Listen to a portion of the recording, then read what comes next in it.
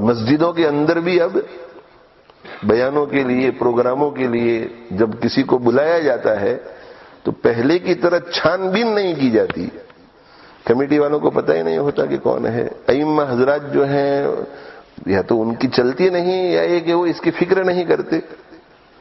تو پہلے جیسے ہوتا تھا کہ جو صحیح العقیدہ نہیں ہوتا تھا، صحیح نظریے والا نہیں ہوتا تھا، جو اسلاف کے طریق پر نہیں ہوتا تھا، اس کو مسجدوں میں جگہ نہیں دی جاتی تھی.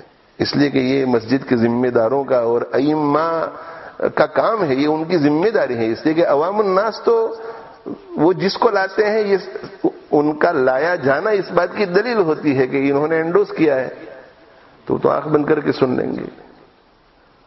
لیکن غلط نظریے والوں کو لایا جاتا ہے، جن کے عقائد پر بھی شبہ ہوتا ہے، جو قرآن مجید کی تفسیر تو کیا، قرآن مجید کا ترجمہ نہیں جانتا، جو عربی نہیں جانتا، ایسے لوگوں کو قرآن مجید کے درس کے لیے لایا جاتا ہے، اور ایسے لوگوں کو قرآن مجید کس طرح سمجھا جائے یہ سکھانے کے لیے لایا جاتا ہے. جبکہ الحمدللہ اب تو ہر بستی میں 200 300 400 علماء ہیں، اور وہ علماء اپنی اپنی جگہ پہ ماشاءاللہ کام کر رہے ہیں. اردو میں بیانات ہیں، انگلش میں بیانات ہیں. اردو میں درس قرآن ہے، انگلش میں درس قرآن ہے. اردو میں درس حدیث ہے، انگلش میں درس حدیث ہے. جمعہ کے بیان اردو میں ہے، انگلش میں، بلکہ اکثر مسجدوں میں اب انگلش میں شروع ہو گئے ہیں. اور یہ وہ لوگ ہیں جن کے پاس سند ہیں.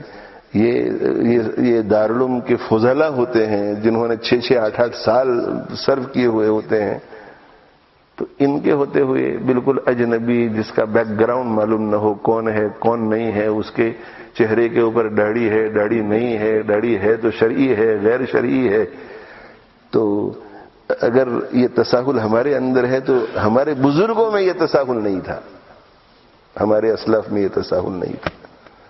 ہمارے بزرگان دین، ہمارے اسلاف ٹھوک بجا کر کے مصلی اور منبر پر لوگوں کو بٹھاتے تھے.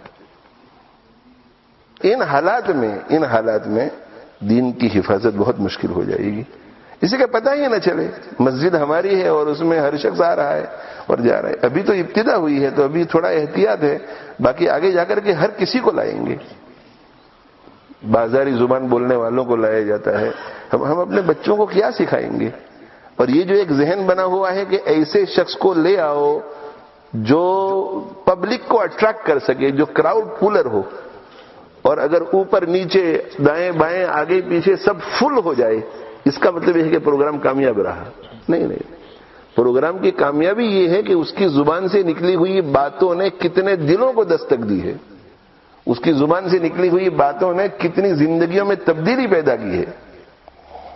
مسجد کے ذمہ دار ائمہ علماء، ان کی خدمت میں بھی میری گزارش ہے، بہت لجاجت کے ساتھ میں عرض کر رہا ہوں کہ اللہ کے لیے اللہ کے واسطے اپنے دلوں کے اندر مرنے کے بعد کی زندگی کا خوف پیدا کرو. نہ ہو کامیاب پروگرام ہماری مسجد میں، کوئی حرج نہیں. 200 آدمی آ جائے، 100 آدمی آ جائے، 25 آدمی آ جائے، 50 آدمی آ جائے، کوئی حرج نہیں. مگر پروگرام ایسا تو ہوگا جس سے اللہ راضی ہو رہا ہے.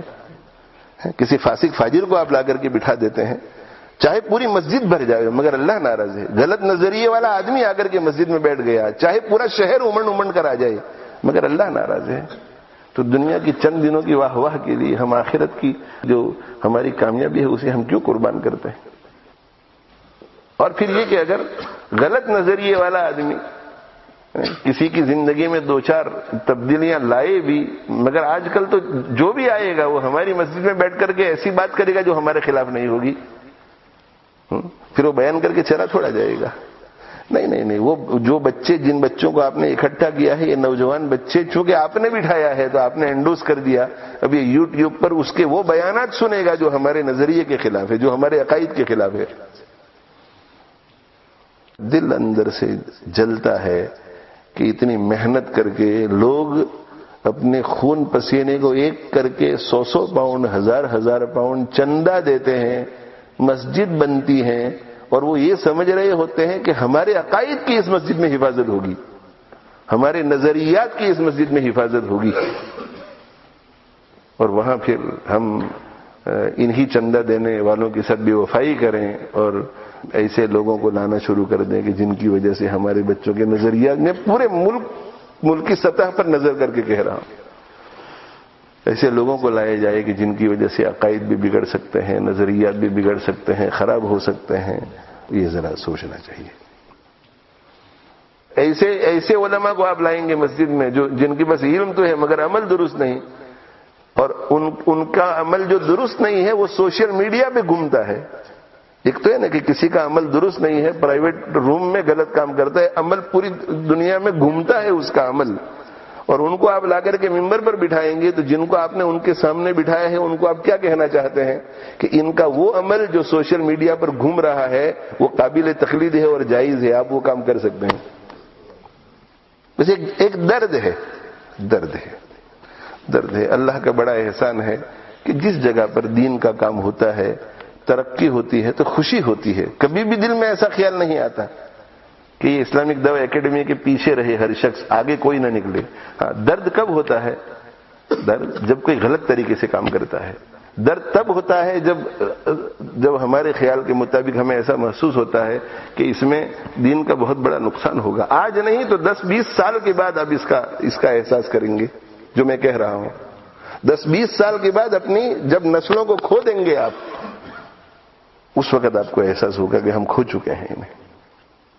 اس لیے میری تمام علماء سے, تمام مسجدوں کے ذمہ داروں سے, جہاں جہاں میری اس وقت آواز جا رہی ہے, اپیل ہے, ہاتھ جوڑ کے عرض کر رہا ہوں کہ دین کی حفاظت کر لو, عقائد کی حفاظت کر لو, صحیح نظریات کی حفاظت کر لو, دین کو برباد ہونے سے بچا لو, دین کو برباد ہونے سے بچا لو, دین کو برباد ہونے سے بچا لو. مسجد کی 4 دیواری میں اللہ کی نافرمانی, مسجد کی 4 دیواری میں بے پردگی, توبہ توبہ, استغفر اللہ استغفر اللہ. مسجد کی 4 دیواری میں بے پردگی. اللہ کو کیا منہ دکھائیں گے ہم, کیا منہ دکھائیں گے ہم. اللہ مجھے بھی توفیق دے, آپ سب دوستوں کو بھی توفیق دے. اور میری یہ درد بھری جو گزارش ہے, امید ہے کہ انشاءاللہ جس جذبہ محبت سے میں نے آپ کے سامنے یہ باتیں رکھی ہیں, اسی جذبہ محبت سے آپ ان باتوں کو اپنے دلوں میں اتار کے انشاءاللہ. اللہ تعالی ہم سب کے حال پہ رحم فرمائے.